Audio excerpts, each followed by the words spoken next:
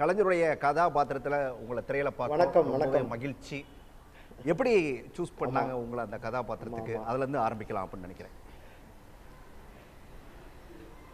அவங்க வந்து சுதா மேடம் வந்து எனக்கு ரொம்ப வருஷமாக பழக்கமானவங்க. அவங்க கூட நிறைய படம் பண்ண வேண்டியது. இந்த தடவை வந்து எனக்கு இந்த பராசக்தியில் வந்து உங்களுக்கு ஒரு முக்கியமான கேரக்டர் இருக்குது, அது பண்ணணும் அப்படின்னு கேட்டுட்டாங்க. ஃபஸ்ட்டு அதை ஒரு சஸ்பென்ஸாக வச்சுட்டு அப்புறம் ஷூட்டிங் டைம் நெருங்கும் போது சொன்னாங்க.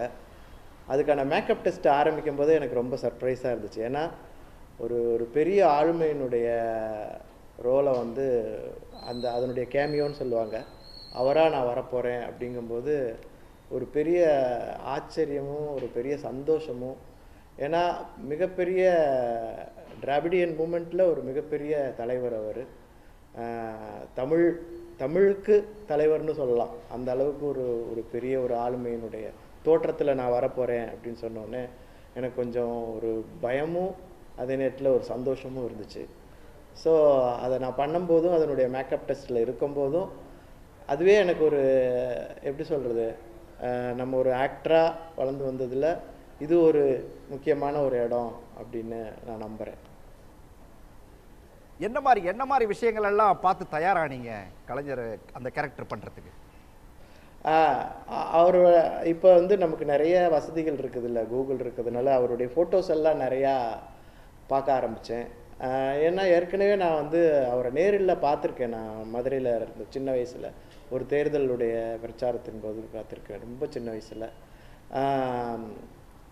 ஸோ அது பார்த்தது, அவருடைய வீடியோஸ் எல்லாம் கொஞ்சம் பார்த்துருக்கேன். அப்புறம் டைரக்டர் சுதா மேடம் வந்து சில விஷயங்களை சொன்னாங்க.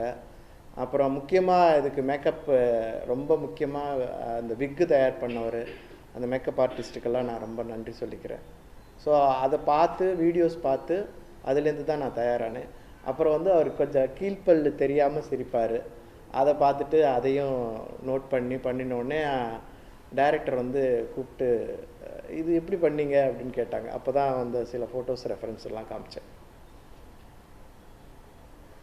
நீங்கள் நினச்ச மாதிரி வந்திருக்கா, திரையில் வந்திருக்கா? நான் நடிக்கும்போதே வரும்னு எனக்கு நம்பிக்கைப்பட்டிருக்கேன். நான் இன்னும் படம் பார்க்கல, நான் ஒரு வேறு வேலையாக ஊரில் இருக்கிறேன். நான் கண்டிப்பாக நான் இன்றைக்கி நைட்டு இல்லை நாளைக்கு போய் படம் பார்த்துருவேன். நான் அதை நடிக்கும்போதே சரி, அந்த காட்சியில் வந்து எஸ்பெஷலி இலங்கையில் எடுத்தாங்க அந்த காட்சிகள்.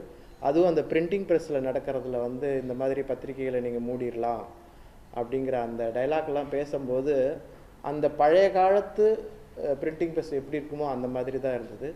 ஸோ அப்போ நான் சில இடங்களில் இம்ப்ரோவைஸ் பண்ணுறதுக்கு எனக்கு இடம் கொடுத்தாங்க. அதை பண்ணும்போதே அது ஒரு ஒரு வீரம் நிறைந்த ஒரு பெரிய தலைவருடைய வார்த்தைகள் அப்படிங்கிறத மனசில் வச்சு தான் பண்ணேன். அதில் நாங்கள் மானிட்டரில் பார்க்கும்போது அது ரொம்ப நல்லா வந்தது. இது ஸ்க்ரீனில் வரும்போது இன்னும் ரொம்ப பயங்கரமாக இருக்கும்னு அப்பயே எனக்கு தோணுச்சு சார்.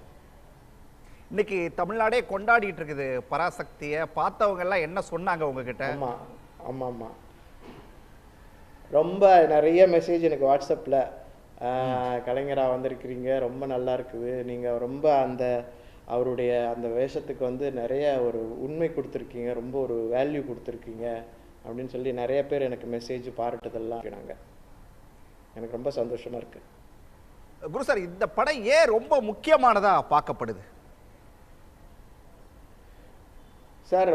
ஒரு ஆக்டராக நான் எப்படி பார்க்குறேன்னா, மொழி வந்து ரொம்ப ரொம்ப முக்கியம் சார். ஒரு ஒரு ஒரு சமூகத்திற்காகட்டும், ஒரு நாட்டிற்காகட்டும், ஒரு ஒரு ஒரு மக்களுக்காகட்டும் மொழி வந்து, அதுவும் தாய்மொழி வந்து ரொம்ப ரொம்ப முக்கியம். அது வந்து எப்படின்னா, எப்படி சொல்கிறது, ஒரு அது வந்து அந்த தாய்க்கொடியை அறுத்து விட்ட மாதிரி ஆயிரும் தாய்மொழி கற்றுக்காத போது. ஸோ மொழி வந்து அவங்களுடைய பரம்பரையோட டச்சாகுது. இப்போ நான் வந்து இங்கிலீஷ் பேசுகிறேன், வேறு லாங்குவேஜ் பேசுகிறேன், எங்கள் அப்பாவுக்கு அவ்வளோவா பேச தெரியாது, அவருடைய அப்பாவுக்கு சுத்தமாக அப்படி ஒன்று இருக்காதுன்னு தெரியாது. அவங்கெல்லாம் தாய்மொழியிலே தான் பேசியிருப்பாங்க. ஸோ அவங்களுடைய கற்பனையை, அவங்களுடைய பன்மையை நம்ம தொடணும்னா மொழி ரொம்ப ரொம்ப முக்கியமானது. ஒரு ஆக்டராக என்னுடைய படங்கள் பார்த்தாலே தெரியும், ஒரு ஒரு டயலாக்கை சொல்லும் போதே அதில் ஒரு தொனியும் அந்த மொழியினுடைய பவரும் தெரியும். ஸோ அதுவும் தமிழ் மொழி வந்து தொன்மையானது. அதுக்கு வந்து காலமே இல்லைன்னு சொல்கிறாங்க. எல்லா மொழிக்கும் மூதாதையான ஒரு மொழின்னு சொல்லுவாங்க. ஸோ அப்படி ஒரு தமிழனாக நான் இருக்கிறதுலையும் தமிழ் எனக்கு தெரியும் அப்படின்னு சொல்கிறதுலேயும் நான் பெருமைப்படுறேன். இதுல இன்னொரு கேள்வி உங்ககிட்ட, படத்துல நடிச்சவர் அப்படிங்கிற முறையில, அதாவது வந்து இப்ப இருக்கிற தலைமுறைக்கு இந்த போராட்டங்கள், இந்த மொழி போர் இதெல்லாம் எதையும் அவங்க பார்த்திருக்க மாட்டாங்க. அதிகபட்சமா புத்தகத்துல படிச்சிருப்பாங்க. அதுவும் ஒரு குறிப்பிட்ட பெயர்கள் தான் படிச்சிருப்பாங்க. அப்படிப்பட்ட இந்த ஜென்சி தலைமுறைக்கும் இந்த படம் ஈஸியா எளிதில் கடத்தப்பட்டிருக்குது. இதுக்கான காரணமா நீங்க என்னத்தை பாக்குறீங்க? ஆமாம் சார், அது வந்து நம்ம வெறுமனே நம்ம அதை படிக்காட்டினாலும் எனக்கு சில சமயம் இப்போ வர்ற ஸ்கிரிப்டெல்லாம் வந்து தமிழில் வராது. சில பேருக்கு தமிழ் படிக்க கூட தெரியல. சில பேருக்கு அப்படி படிக்காட்டினாலும் விஷுவல்ஸ் வந்து அவங்க நம்ம உடம்புல வந்து ஃபிசிக்கல் மெமரின்னு சொல்லுவாங்க சார், பாடி மெமரின்னு. எங்கள் அப்பாட்டேருந்து வந்தது தான் இந்த உடம்பு, எங்கள் அம்மாட்டேருந்து வந்தது தான் இந்த உடம்பு, அந்த அவங்களுடைய உடம்பு அவங்களுடைய மூதாதையர்கிட்டேருந்து வந்தது. ஸோ அதில் வந்து மெமரியில் இருக்கும் சார், எப்போதும் ஸ்டோராக இருக்கும். அதை விஷுவலாக நம்ம பார்க்கும்போது இதுதானே நாம், இப்படி தானே நாம் இருந்தோம் அப்படிங்கிற உணர்வு வந்து கண்டிப்பாக பொங்கி வரும் சார். ஸோ அதுதான் நான் வந்து தீ பரவட்டும் தமிழ் வளரட்டுங்கிற இந்த பராசக்தியினுடைய டைலாக்ஸ் பார்க்கும்போது கண்டிப்பாக தேட்டரில் பெரிய ஒரு அலை கிளம்பி இருக்குன்னு நான் நம்புகிறேன் சார். உடனுக்குடன் செய்திகளை தெரிந்து கொள்ள சன் நியூஸ் பெல் ஐகானை கிளிக் பண்ணுங்க.